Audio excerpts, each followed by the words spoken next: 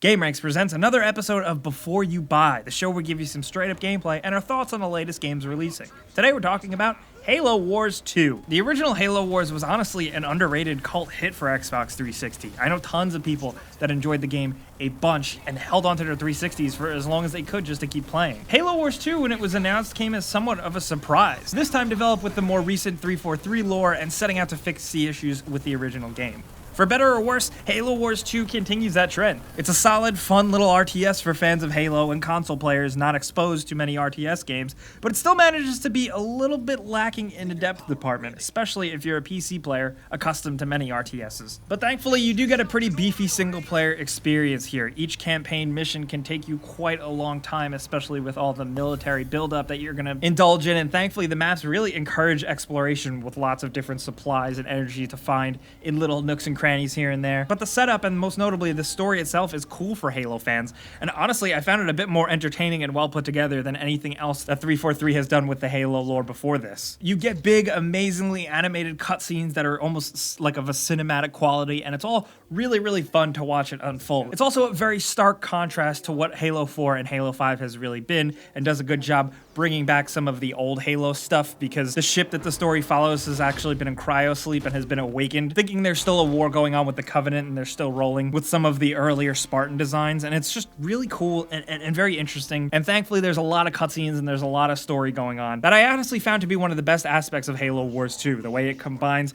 RTS gameplay with lots of real story stuff makes it feel a little bit different and entertaining as hell. Gameplay wise this time around compared to the original, it's faster paced not only in direct engagement and gameplay, but camera and cursor speed, which is very important, as well as nice improvements for some organization with custom unit groupings that you can easily swap between. It's still not as ideal as playing a regular traditional RTS on PC, but it does the job well and it accomplishes what it sets out to do. It's a solid, fun, but like I said, really simple RTS, but there's little things here and there, and there's lots of action-packedness that just makes it feel like Halo. Not only that, some of the unit types allow you to do certain abilities, like when you're controlling a Spartan, you can use them to hijack vehicles and do Spartan slams. You just get that Halo feel that honestly most likely had a good chance of being lost in a translation to an RTS, but they managed to hold on to it. It's a good, solid, and meaty RTS campaign, but the story ends as somewhat of just a big setup for Halo 6, but still throughout, I was honestly mostly satisfied. Multiplayer, on the other hand, is the potatoes aspect to the meat and the potatoes. There's quite a few modes here. Nicely enough, you can also engage with AI bots, but playing with or against people and with your friends makes Halo Wars 2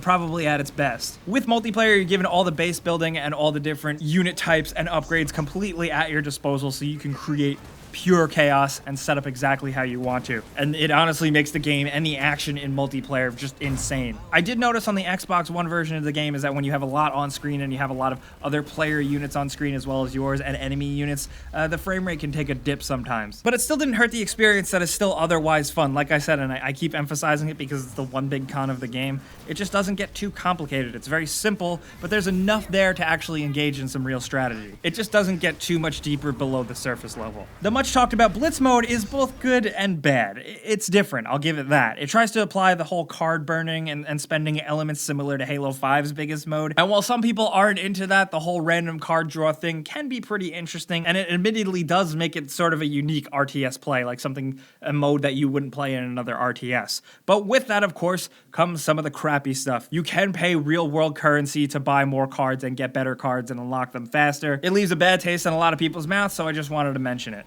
Another good thing for Halo Wars 2 is the Xbox Play Anywhere thing, where you can bounce back and forth if you have a PC and an Xbox One. You can play on both, because honestly, and you probably know this by now, but Halo Wars 2 is much better on PC. While the key binding settings are still a little messy as of this point, playing this game with a keyboard and mouse just makes so much more sense. Even though the entire game is built and optimized around controller play, and it does work, you can't beat a keyboard and mouse for an RTS game. It's just how it is. But that just goes back to the one big draw I have with the game, and I think some people are going to have. It's the fact that it's simple. It's not this big, broad RTS. It's definitely not the most challenging, and it's not really going to tease or bust your brain that much, but it is action-packed, and I think it is enjoyable. But if you're a hardcore PC RTS veteran, you're not really going to want much to do with Halo Wars 2. But if you are an Xbox One or console player that doesn't play a lot of these games, you're going to find a lot to like, because I think the Halo Wars games are designed with Halo and first-person shooter fans in mind first. There's a reason these games are more on console and optimized around console play, and you're going to either love it or hate it, so that's how I'm going to put it out to you guys. Because, you know, that's how a before you buy works. I give you some pros, some cons, and some personal opinion, but now I definitely want to hear yours down in the comments. Let me know what you think about Halo Wars 2, especially if you're a Halo fan. How do you feel about the story? How do you feel about the new villain Atriox? I thought he was really cool. I thought the whole thing and the whole placement in the Halo universe was cool. And let me know how you think Halo Wars 2 plays. If you're a PC fan, let me know what you think. And if you're on the outside looking in and you're curious about Halo Wars, I want to know what you're thinking as well. Does this type of game interest you, or does it look kind of boring? Let me know anything you want about Halo Wars 2. I'll be down in the comments answering some of your questions, but I'll also be on Twitter, Facebook, and Instagram over there as well, at Jake Baldino. You guys know the deal by now, I would hope. Clicking the like button helps us out so much. We appreciate it more than you will ever know. But subscribing if you're new is a good idea because we put out videos like this every single day. But as always, thanks for watching, and we'll see you guys next time. You fought with honor and courage, a well-earned victory.